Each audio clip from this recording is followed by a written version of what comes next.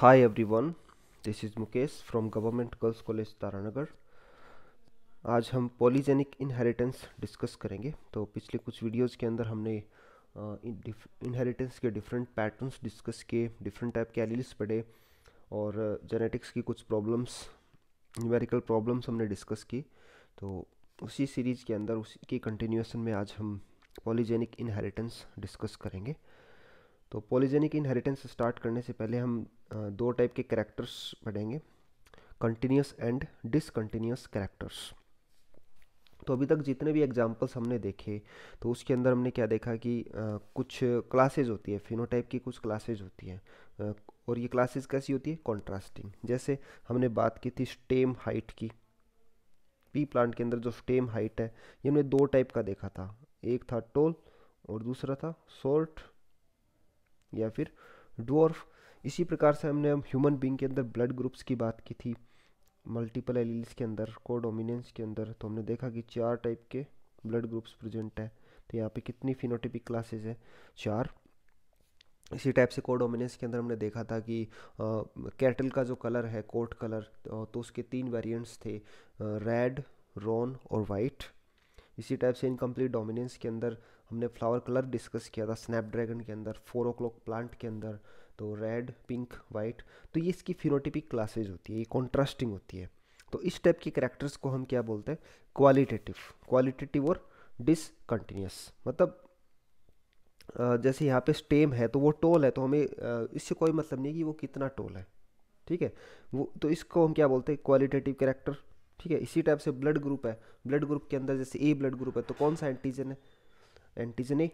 तो यहाँ पे एंटीजन ए प्रेजेंट है इसलिए ब्लड ग्रुप ए, ठीक है। कितना प्रेजेंट है उससे कोई मतलब नहीं है। तो इस टाइप के कैरेक्टर्स को हम क्या बोलते हैं, क्वालिटेटिव और डिसकंटिन्यूस कैरेक्टर्स। अब कुछ कैरेक्टर्स ऐसे भी होते हैं जिनको इस टाइप के कोई फिनोटिपिक क्लास के अंदर, डिस्टिंक्ट क्लास के अंदर हम डिवाइड नहीं कर सकते, क्लासीफाई नहीं कर सकते। इनके अंदर क्या होता है, ऐसे केसेस के अंदर जो फिनोटाइप होता है इसके अंदर कंटिन्यूस ग्रेडेशन देखने को मिलता है।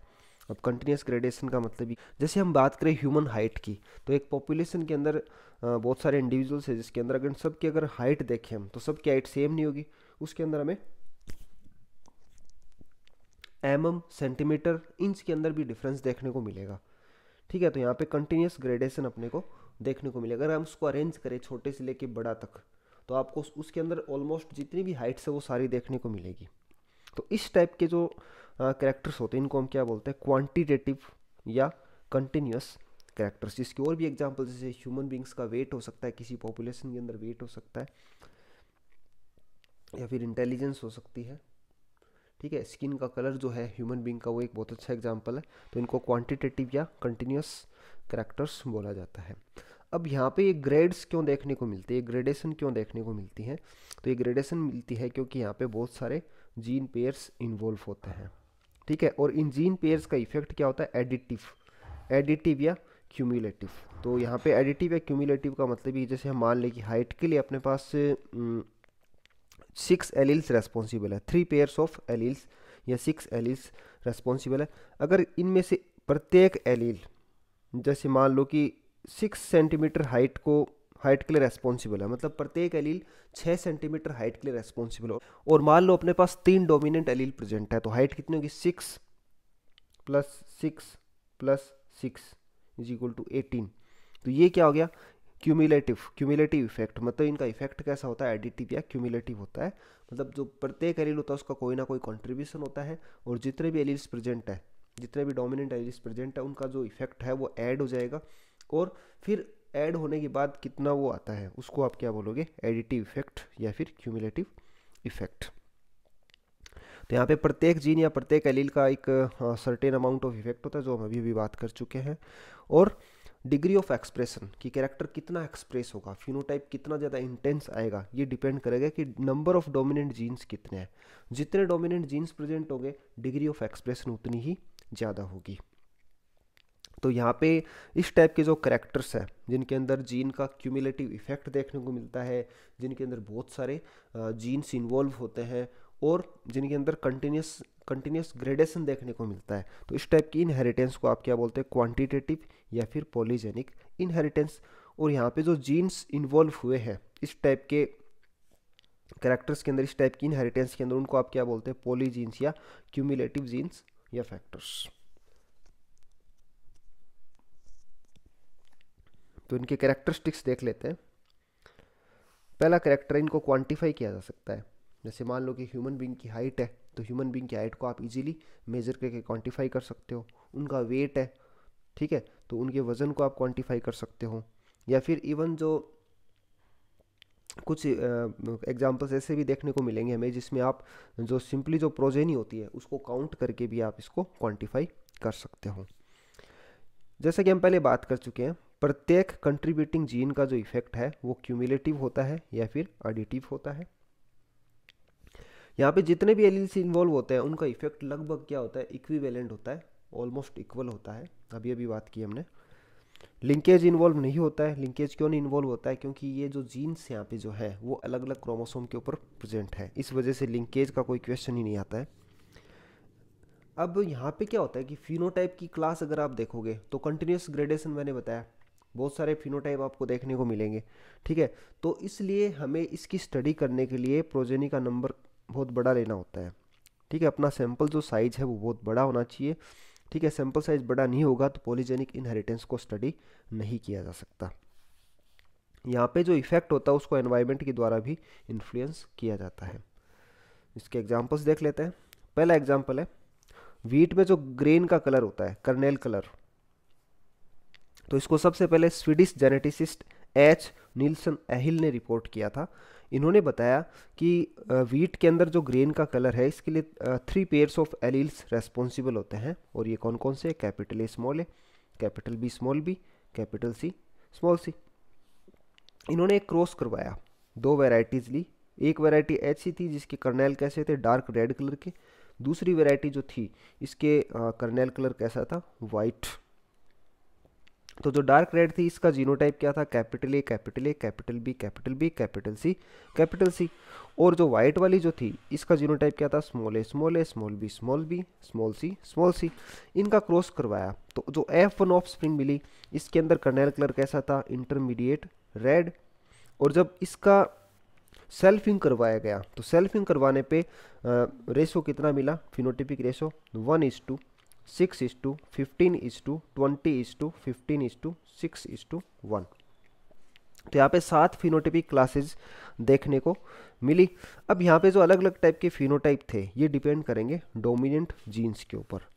अगर डोमिनेंट जीन 6 है तो फिनोटाइप कैसा आएगा, डार्क रेड। ऐसी कितनी प्रोजेनी थी, 1/64। अगर डोमिनेंट जीन 5 है तो कलर कैसा आएगा, मॉडरेट रेड, 6/64।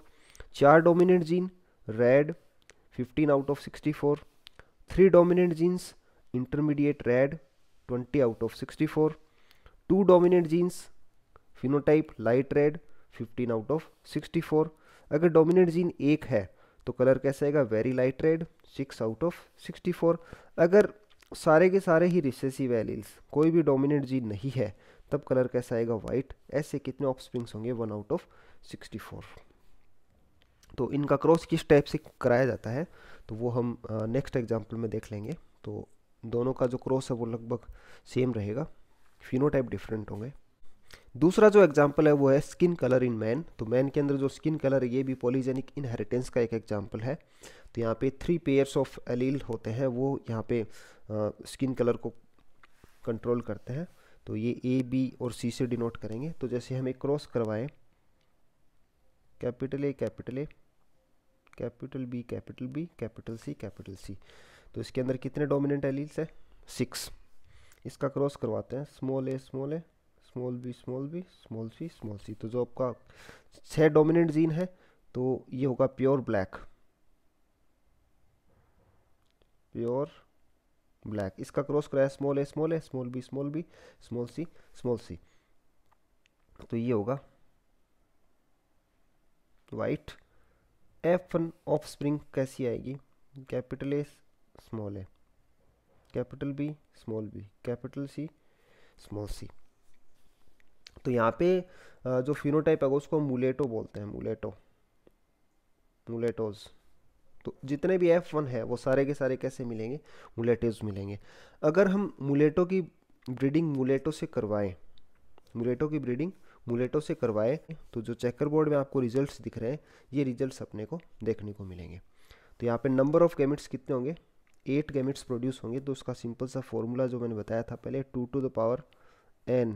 तो यहाँ पे n कितना है, कैपिटल ए स्मॉल है हेट्रोजाइगस, कैपिटल बी स्मॉल भी heterozygous, capital C small C heterozygous. तो n कितना हो गया 3, तो 2 to the power 3 is equal to 8। तो प्रत्येक पेरेंट से 8 टाइप के गैमेट्स प्रोड्यूस होंगे। कौन कौन से, capital A, capital B, capital C, capital A, capital B, small C, capital A, small B, capital C, small A, capital B, capital C, capital A, small B, small C, small A, capital B, small C, small A, small B, capital C, और last small A, small B, small C. तो इसी type से ये female gametes जो हैं ये भी same होंगे। अब यहाँ पे जो कॉम्बिनेशन बनेंगे, इसमें कॉम्बिनेशन क्या बनेंगे उससे कोई मतलब नहीं है, हमें केवल number of dominant alleles count करने हैं। जैसे फर्स्ट कॉम्बिनेशन अपना capital A, capital A B C, capital A B C. तो 3 एक तरफ से आ रहे हैं, 3 दूसरी तरफ से, तो टोटल कितने हो गए 6। डोमिनेंट एलील्स कितने हो गए 6। सेकेंड केस के अंदर एक तरफ से आ रहे 2 डोमिनेंट एलील, दूसरी तरफ से 3, तो कितने हो गए 5।